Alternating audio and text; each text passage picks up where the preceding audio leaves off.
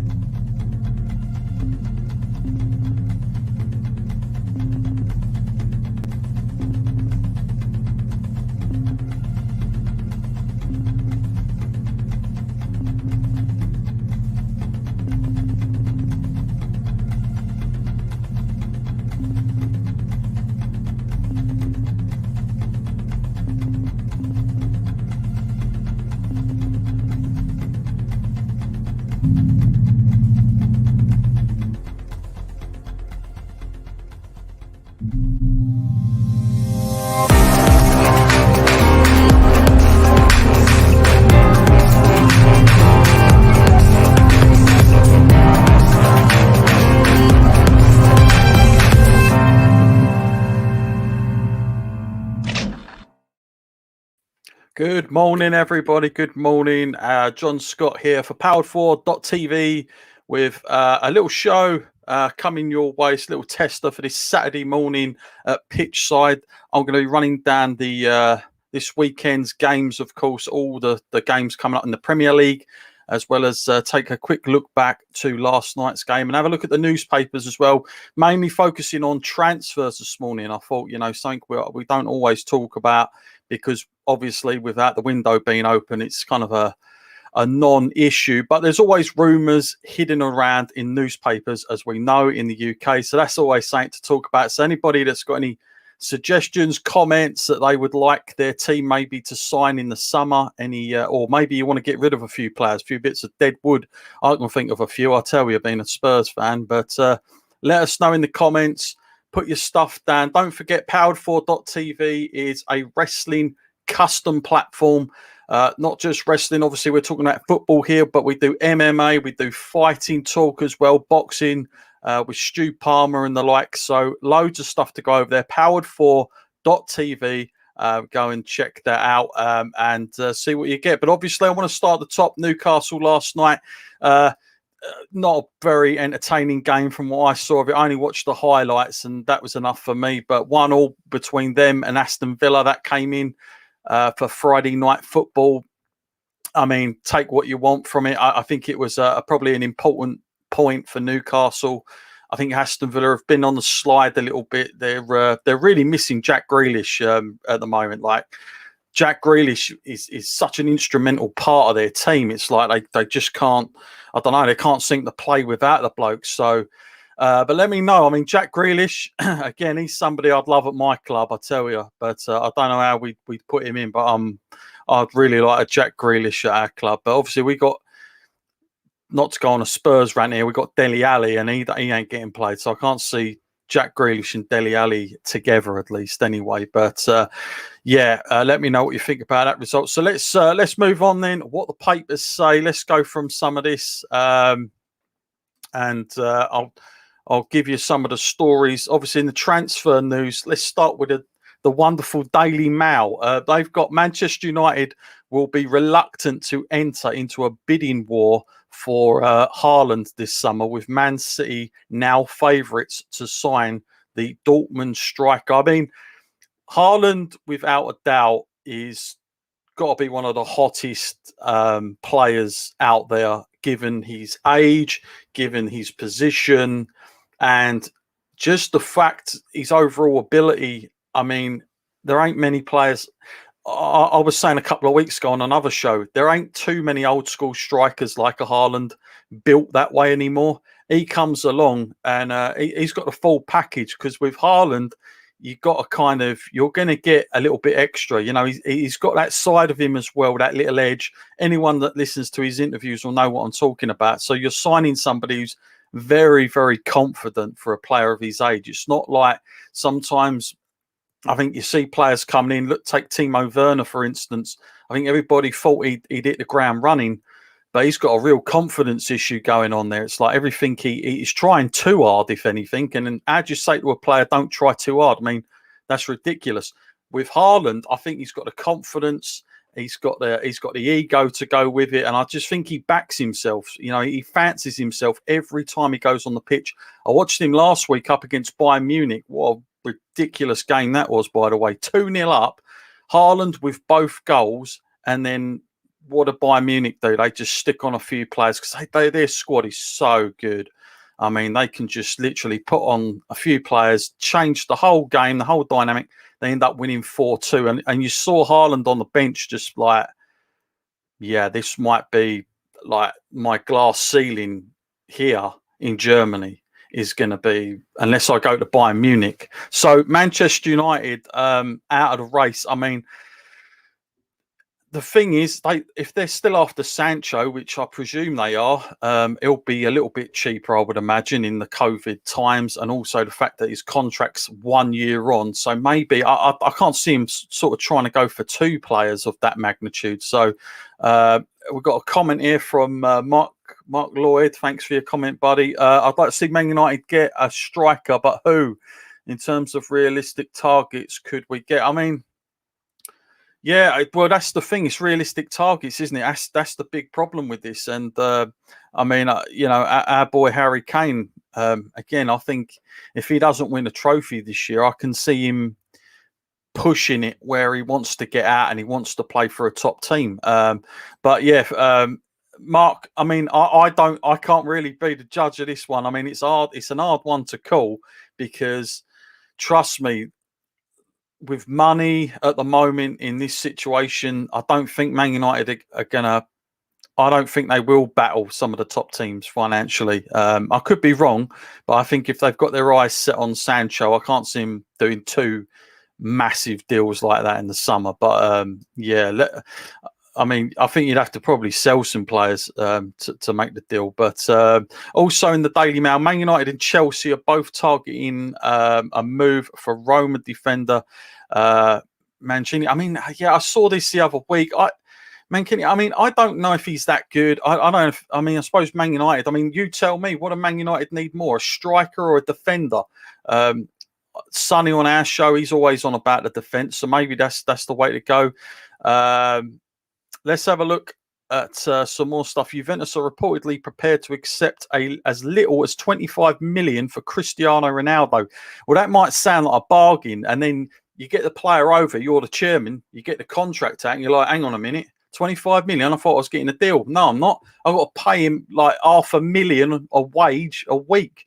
Like, you work it out. I mean, even if they gave him away for free, it wouldn't be a good scoop for anybody because the wages are the biggest problem. Unless he goes to, you know, China or the likes of some, you know, he ain't going to make that kind of money. So at his age, I know he's a fantastic player. I guess if you wanted to take a punt on him for a season like Cavani's done with United and Zlatan did, that's the only logical sense. If you think you need this player, you need a Ronaldo to win the league or whatever, then maybe you go for it. But you certainly don't go, well, 25 million's a bargain, I'll bring him to my club. You know, if you're not a top club, there's no point because his wages are just going to be insane, which is the same sort of issue, no doubt, with Lionel Messi as well on that one. Let's go further down, sticking with the Daily Mail. They've got an article here, Premier League. Talking about Premier League stars having facing the retrospective of multi-million-pound tax bills following HMRC clampdown. Well, there you go on agent fees. Well, that's been going on for ages. So, I mean, the fact they've only just started coming up with that. I mean, if they did if they went back, I'll tell you, I reckon they get a lot there. So maybe they're finding some money for their bucks. Here's another one from the Sun newspaper now. Real Madrid boss Zinedine Zidane has sensationally refused to rule out Cristiano Ronaldo's return. So what I was talking about earlier, with 25 million being a snag, you know, being like the be all end all, if you will, like it's the big deal. I'll tell you what, if they don't, I mean, I think for Real Madrid, I can't see what benefit at this point, at this stage, he would be to Real Madrid given his age. But I mean, maybe Zidane's thinking short term rather than long term with that one. That would be really fascinating if they decided to just, you know, get him back and goodness knows what else. I mean, that'd be almost crazy. Moving on, Man United again. Lots of Man United here. So let's hear from you guys. Man United have reportedly made contact with Villarreal star Torres, who has a 56 million buyout clause. He's a defender. Again, if I'm Man United, to be honest with you, and someone who commented earlier, Mark, you might be able to tell me more, but I would imagine if you could bring him in, don't get me wrong, I don't know enough about the bloke, but I've seen him here and there. If you could get him in, I'd be fairly happy because I think central defence is kind of what you're missing in a lot of ways. So, yeah, you tell me. Some more news now. Our friends of North London, Martin Odegaard, has hinted at a possible North London stay after he feels at home at Arsenal. Well, of course he does. He'll say that now, but I'll tell you what, you wait till the end of the season and see maybe where he finishes up. And, you know, I guarantee you, if Zidane was like, do you know what, I'm going to make you part of my first team plans. Can't tell me he's going to turn around and go, nah, I like it here now. I'm settled in London. I very much doubt it. But if Zidane wants him out and Real Madrid are trying to sort their wages out, but it makes no sense if they're getting Ronaldo back, of course. But if they are trying to do that, then maybe Odegaard will get a move. But that's a fascinating one because you got Odegaard and you got Dani Ceballos as well. I mean, two players from Real Madrid there. So, yeah, interesting. Also, Manchester City ace Kyle Walker has, what's this? He's put out, showed out 40,000. Oh, just a ridiculous one. Sorry, I don't want to mix up non-transfer issues. Right, so now going with the Mirror. Man City legend Zabaleta in talks with a club about returning to the Etihad. Well, that's interesting, isn't it?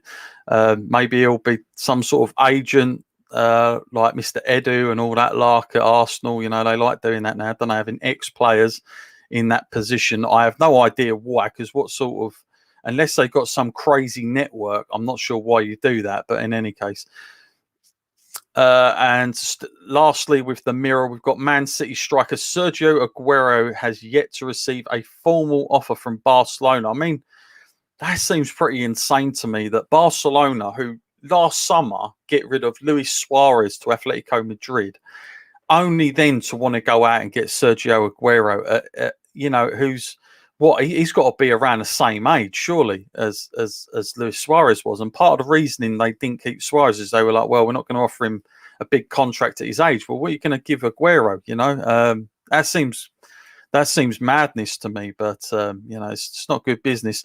Now the Times have today said that Dean Henderson, there's a lot of Man United in this, I tell you. I don't know if all the writers are Man U fans or what, but Dean Henderson is likely to start in goal for Man United against West Ham United on Sunday, even though David De Gea is back in England after the birth of his daughter. So telling signs there. Maybe that's a sign for them to go on and, I don't know, like just, you know, do their stuff. I have no idea. I mean, I am not in with the whole Man United theme. Sonny would be the best guy to ask on that tomorrow, to be honest with you, because yeah, I don't know. I mean, David De Gea, like, he gets slated all the time by Roy Keane, doesn't he? So I know Roy Keane is not a fan of him, but the problem is, you think, well, Henderson should be the next guy, but don't forget, De Gea is 30, and in goalkeeping ages, 30 is still quite young. I mean, you only see some goalkeepers come of age at like the age of 32, 33 sometimes, and then they have this extra part added to their career, and you kind of like, it's a bit like someone like David James. I almost look at his career in two spells. I look at it as calamity in the days of Liverpool, and then he had this second wind as he got older, and he matured out a little bit. But that was like, way past when he was 30. So that could be the same case there, I feel, for De Gea. I mean, De Gea is world class. He's a bit different from David James. I want to point that out. But the fact that they're already hinting that maybe Henderson is the guy, I mean, they're going to have to take a big chance on it because he's very young.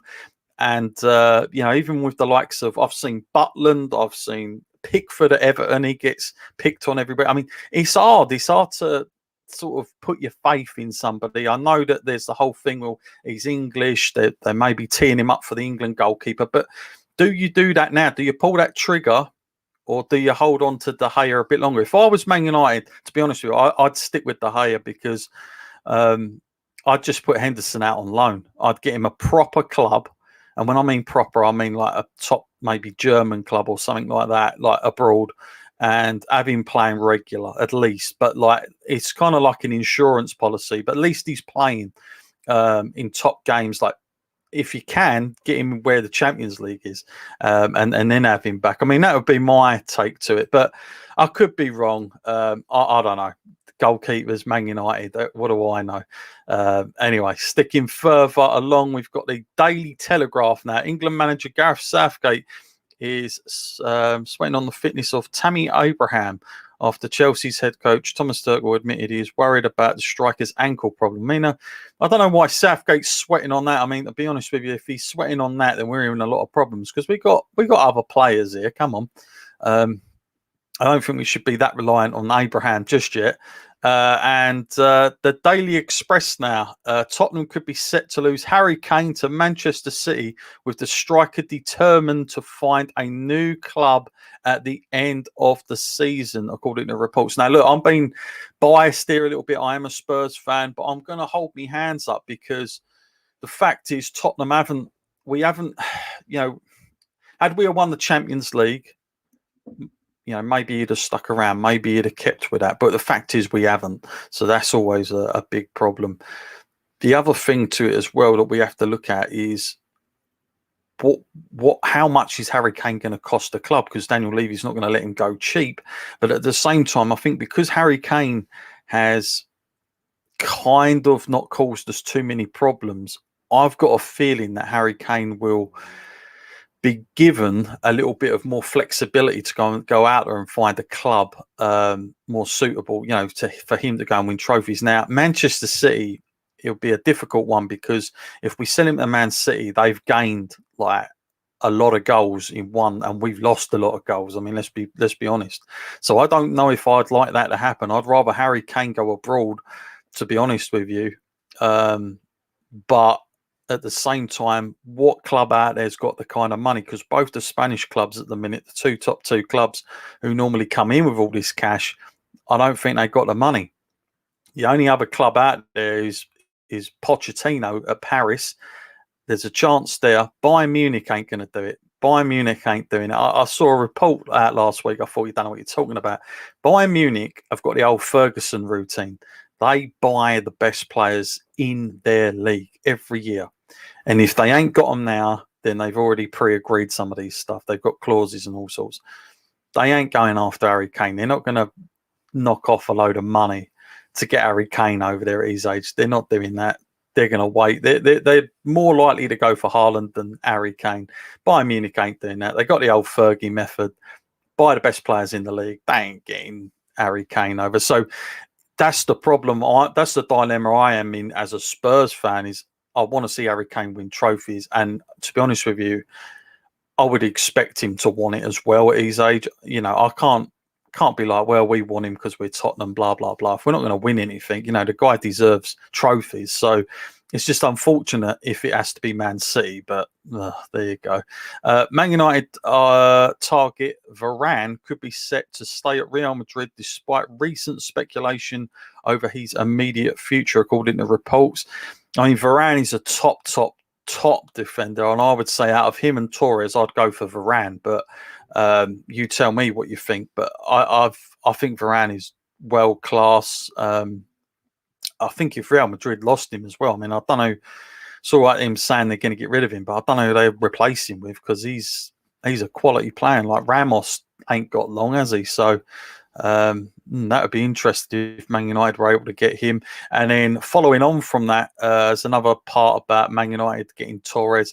I mean, I suppose out of the two, there's more chances of United picking up Torres, but we'll see. Moving on, what have we got? Let's have a look. Barcelona, 5 players. Yeah, I don't think that'll happen. The Star newspaper, let's move on with this. Some more transfer news. PSG have structured a plan to bring in Lionel Messi this summer. When they say structured a plan, you think, well, what's that then? 3-4 guys sitting around a table, Pochettino outside with a coffee outside the door, is it? I mean, structured a plan. Look, the only plan you're going to need if you want Lionel Messi, I'll tell you the plan you'll need. You'll need the plan to go down to the bank, right, and get yourself the biggest checkbook and lump of money on it to get him to come. Because I'll tell you, his age, and with Barcelona in their status with Lionel Messi, it's going to cost you something. I mean, people might look at it and go, oh, well, we'll be free. Like Cristiano Ronaldo, them saying, oh, it's a bargain at 25 million. Of course it is. But that's not the big issue. The big issue is when he turns up and then he goes, right, I want these wages. That's the problem. So, Paris, by all accounts, have got some serious dough raised. So Wonga for them ain't going to be a problem. So maybe having Lionel Messi, Mbappe and Neymar is amazing for them. And maybe they can pull it off. There's Lionel Messi in the French league would tear that up from limb. He would be able to play at that high level very comfortably, I would imagine, for at least another couple of years. I mean, easily, and then just turning it on in the Champions League. So maybe, I don't know, maybe it makes sense for PSG in that realm, but I think for anyone else, it certainly doesn't. Let's go now to some other. We've got Bayern Munich, who are reportedly interested in keeping Kingsley Coman. I mean, Kingsley Coman, he's a great player as well, but he doesn't always get played, because I was having this chat with someone the other day, and they got Douglas Costa, who's like been on loan forever from Juventus. So yes, it's sort of getting in their team, isn't it? Anyway, guys, I think that's pretty much summed up, flickering through all the newspapers, the rumours and innuendos, as we say in the wrestling stuff over here. When I come back, we'll be literally finishing up on the show. I'll literally just be running down this weekend's fixtures and having a quick butchers of the league table once we come back. So I'll be back straight after this, guys. There's one man with potentially a better winning record than Cara Noir. What? He's cashing in. Cara Noir does not look happy, does not look comfortable right now. For the first time in his title reign, I think Cara Noir feels like he is facing a legitimate threat right now. Sammy Smooth is ready for this. Very ready. He's encouraging him to ring the bell. And there is the bell. Cara Noir looks... TJ, I don't think I've ever seen Cara Noir look this uncomfortable in a ring before. Ready. Oh! He refused to say he was ready to... Oh, yeah, now he's ready. Ring the now bell. He's ready. Of course.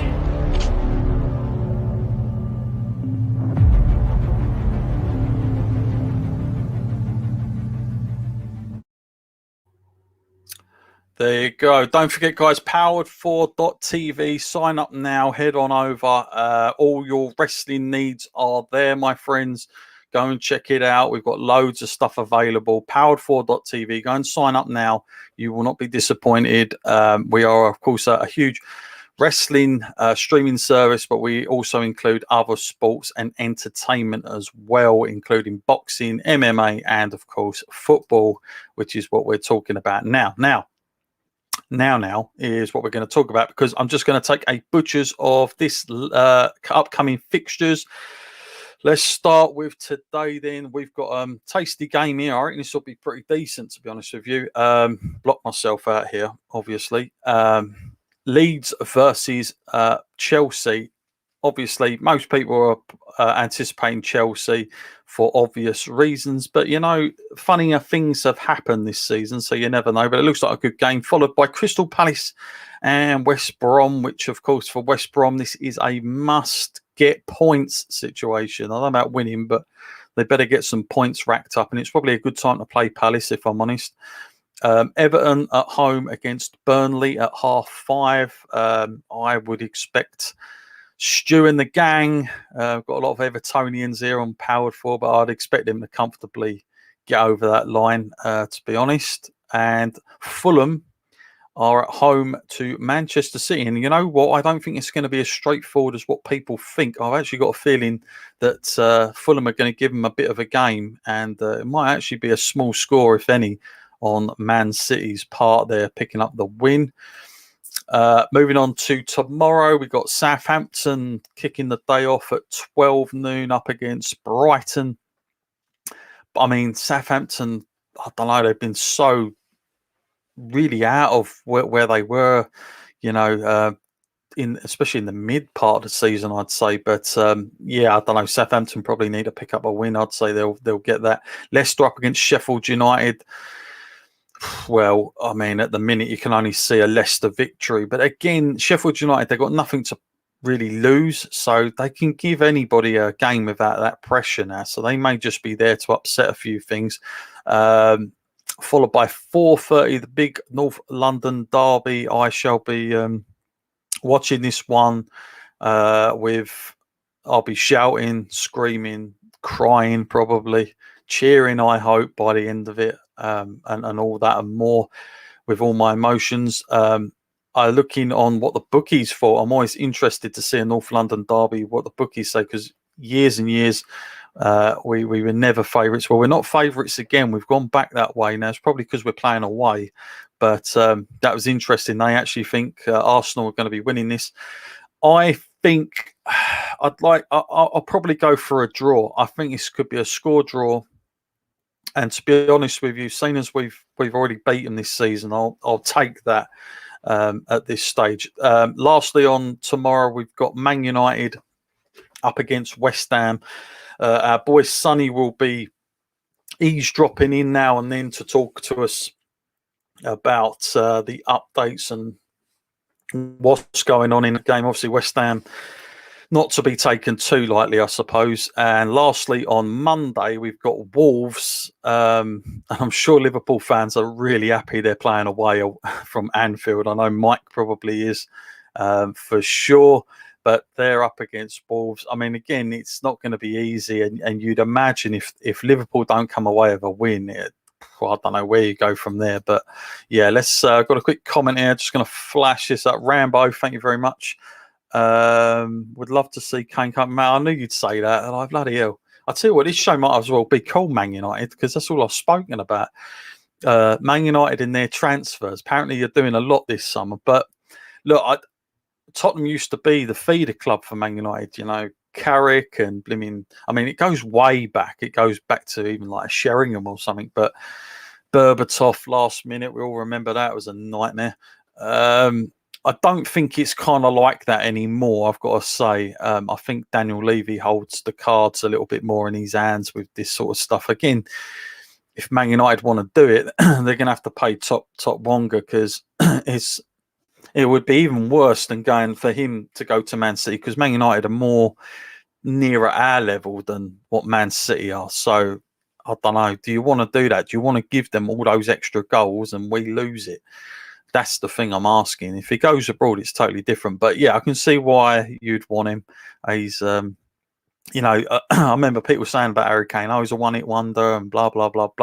The bloke don't stop. And now he's kind of like changed up his game now. He's like you look at the amount of assists he's got this year, it's unbelievable. So he's changed his game up, and he's still scoring goals with it as well. So let's have a quick look at the league before I sign off here. We've obviously Manchester City are smoking away regardless of the defeat last week. I think it's pretty clear that, I mean, it's still going to take somewhat of a miracle for them to fluff that up, quite honest with you. I mean, I just don't see it, to be honest with you. Leicester have dropped a few points. They managed to get it back last week, but they were in a better position. But I think I'd probably say that the top two, I would probably say, will remain like that until the end of the season, from my money. But it's the rest where places will be up for grabs, because basically Tottenham should have been out of it. Liverpool should have been out of it. But the fact is, teams up there have not capitalised. So we've all still got a chance. Get a good run together, and if you're playing the right teams, you can do it. So anyway, bottom of the table now, we've got obviously Sheffield United, I would say, down and out. West Brom, like I said, they need a point today, really. But what's crazy about that still is just Southampton's decline. I think they'd want to pick up some win and get like mid-table. I think is a decent thing for them this season. But yeah. Anyway, guys, thank you very much for checking out the show Pitchside. Don't forget, tomorrow the guys are back with yours truly as well. I'll be either bloody angry or happy, one or the two, or in between, who knows. But I'll be emotional, whatever it is, tomorrow when we come on at 7 p.m. On Added Time, which is available on Powered 4 Facebook Live and, of course, Powered 4's YouTube channel. Don't forget to give us a like and a subscribe. Share us out there, guys. Really appreciate it. And check out powered4.tv on Facebook, along with Added Time, the fan page as well. Well, thank you very much for those of you that contributed earlier on. It's been like I feel like it's been like a Man United preview show here for all your signings that are going to come up, which is crazy. But nonetheless, I'm always happy to talk about any club, really. Doesn't really bother me, to be honest with you. So yeah, good luck for all those teams out there. I hope you enjoy this weekend's worth of football, and don't forget, I'll be back tomorrow at 7 o'clock. I've been John Scott, and I'll see you then.